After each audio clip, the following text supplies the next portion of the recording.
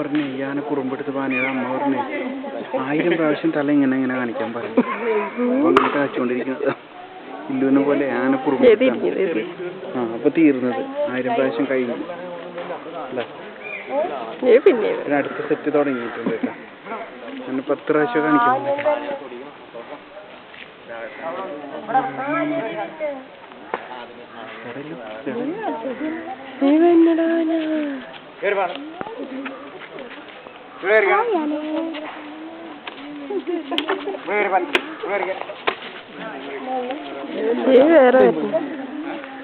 വേറെ ആന വരുന്നില്ലോ.